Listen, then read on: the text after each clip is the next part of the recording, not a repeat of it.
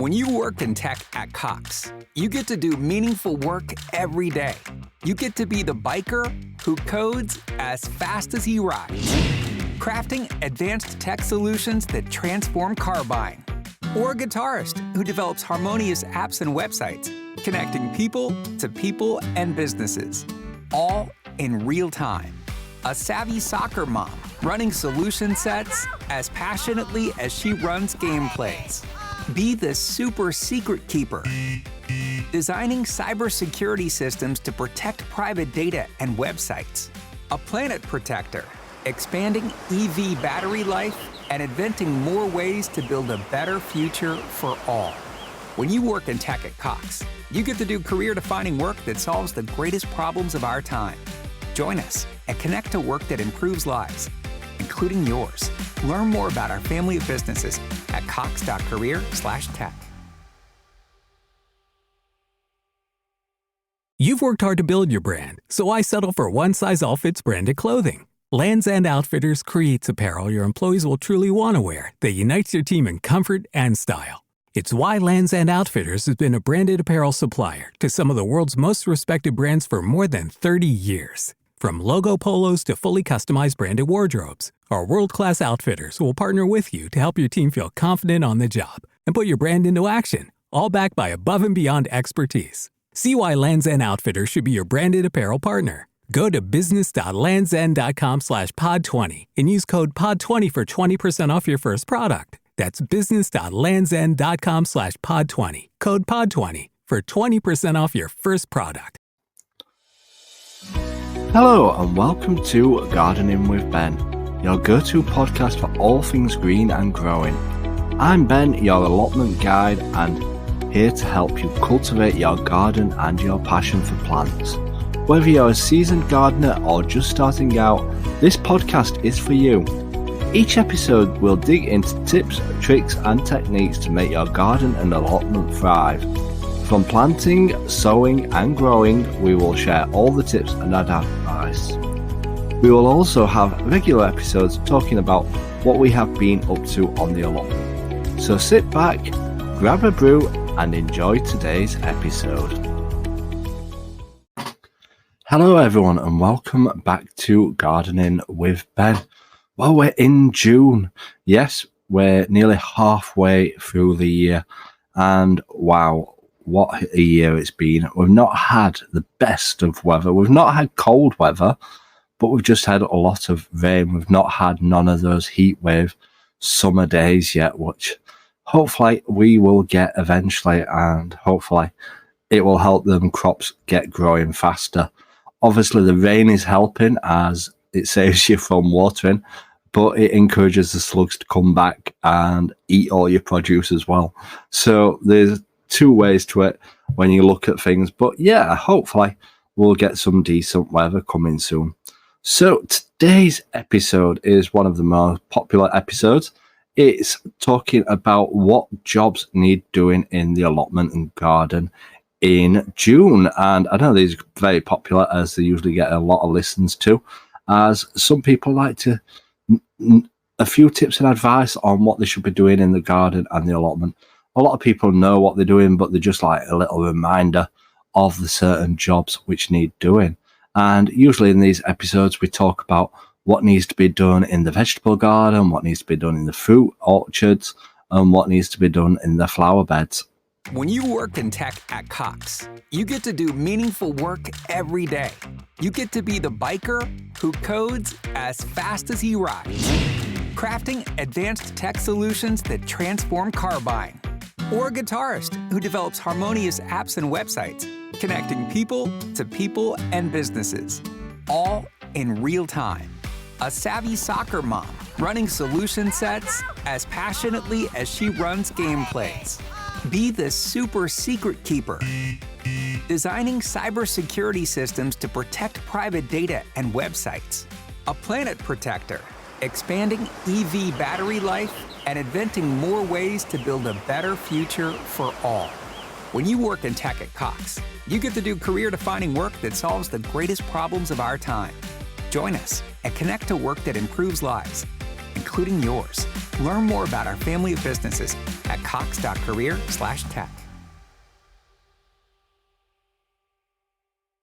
Fall into big savings, all in the Kroger app. Get 3-pound packs of select varieties of juicy Kroger seedless grapes for $3.99 each. Then get flavorful USDA Choice boneless chuck roast for $5.99 a pound, all with your card and a digital coupon. Shop these deals at your local Kroger, less than 5 miles away. Or tap the screen now to download the Kroger app to save big today. Kroger, fresh for everyone.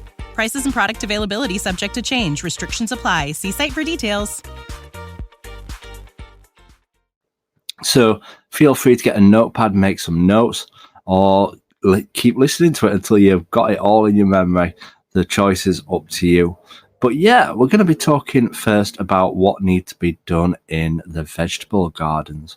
So one of the main things what a lot of people will be growing will be tomato plants. You need to maintain your tomatoes, encourage them to grow up rather than bush out. So any side shoots what start appearing, feel free to pull them off. And this forces the tomato plant to grow up and not on growing more leaves. And some of those side shoots, you can actually plant them in the ground and get more tomato plants.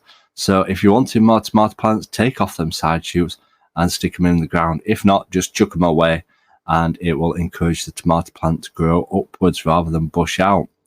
Marrow and courgette plants, if you've not planted these outside yet, these can be planted out. Make sure you plant with a trowel, making sure the soil ball stays together, and water the plant immediately after planting so that they get the strength and they settle in well. Usually, sometimes I plant a plant pot at the side of it and I water into the plant pot so that it gets right down to the roots and gives it the water there rather than watering at the top, which can sometimes rot the stem off. Leeks. If you've not planted your leeks out this month, choose the best ones that are growing to plant out. Drop the plants into holes. Do not backfill the hole. Make sure you water into the holes and the soil will fall back in place. If you backfill it, it will damage the plant and it could snap them. So just water them in and the holes will fill back up with soil around them, which is a lot more safer and gentler. Garlic. This may be ready to harvest at the end of the month. You'll know that they're ready to harvest because the leaves will start to go yellow and die back, which means they are ready to harvest. And once you've harvested them, why not make use of that space and plant some more plants out there? Lettuce, beetroot, radish, all them are fast growing plants. So make sure you use that space and get some stuff planted out. Onions, as well as garlic, these will also be getting ready to harvest at the end of the month when the leaves turn yellow and fall flat and start dying back. This is when the onions are ready. Potatoes. If you planted your potatoes like around March time, as soon as they start popping their heads through the ground, cover them with more soil. This will encourage more potatoes to grow. If you're planting potatoes in containers, make sure you don't let the compost dry out, but do not overwater them.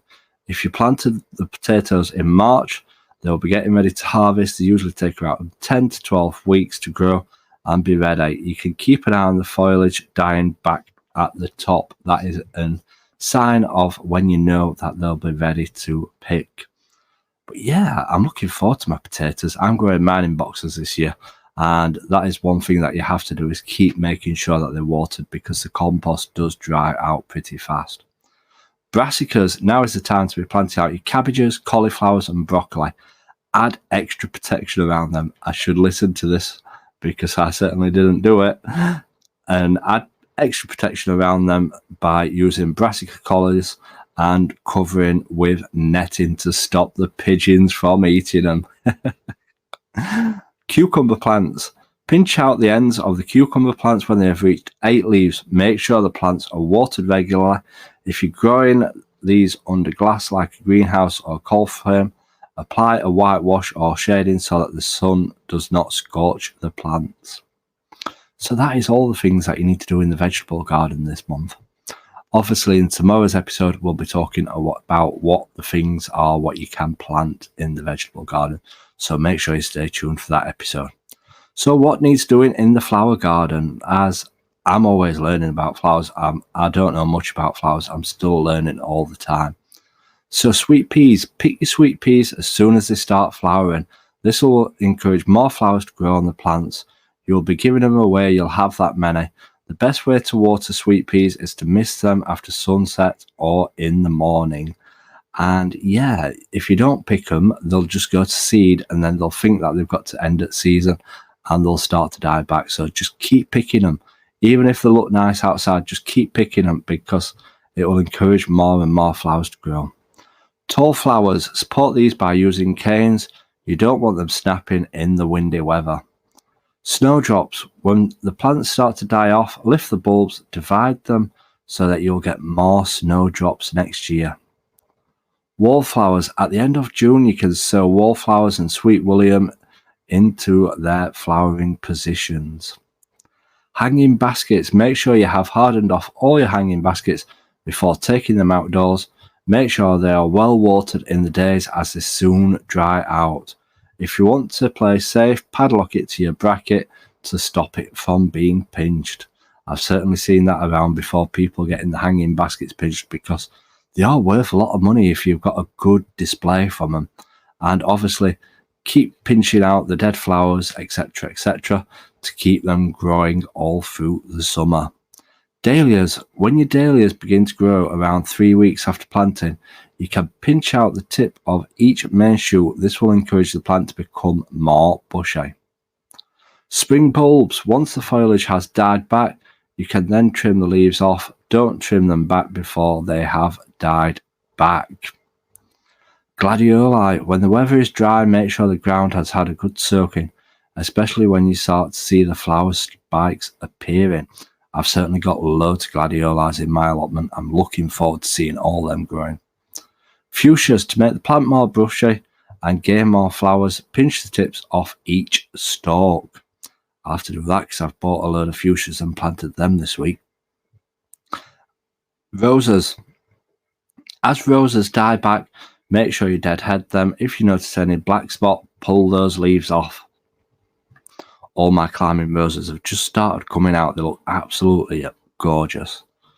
Poppies. Once oriental poppies have finished flowering, cut them back to the ground. This will encourage new growth. Honeysuckle and clematis. Help these climbing plants by tying them to framework that they are growing up. Lavender. Why not harvest the heads from your lavender to use baking or to garnish your foods?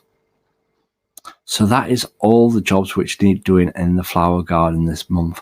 Plenty to keep you going. Again, make a list of them, tick them off once you've done them, and you can carry on with all your other jobs. Fruit plants. Now this is my favourite bit. I do enjoy my fruit. Plum trees. These trees can start to be pruned this month. Obviously, all the fruit will be growing on them at this time of year, but try not to disturb any fruit which is growing. Keep your eyes on the tree that greenfly do not attack them. Try and protect the fruiting trees from the birds if possible. And wasps. Wasps love plums. Strawberry plants. Check your strawberry plants for them throwing runners out, which are strawberry plant babies. Any that you see being sent out by the mother plant, peg them down into the soil so that they root. If you see any strawberry plants developing grey mould, destroy that fruit. This can happen in very damp weather. Watch out for other pests attacking strawberries. Cover them with netting to protect from the birds. Use slug traps to catch the slugs. Apple trees. Keep your eye out on the tree for greenfly. Also, keep your eye for spider mite. Where you see a heavy set of fruit, thin them out, but watch out as in June and the beginning of July, there can be a heavy drop of fruit. Make sure the fruit trees are receiving extra water at this time of year. Blackberry and loganberries. These two fruits need help when growing. Make sure you fasten the stems to supports so that they are off the ground and the pests cannot eat them. Black currants. You can help the plant by encouraging new growth on the bush by watering the bush. You can even mulch with compost or manure.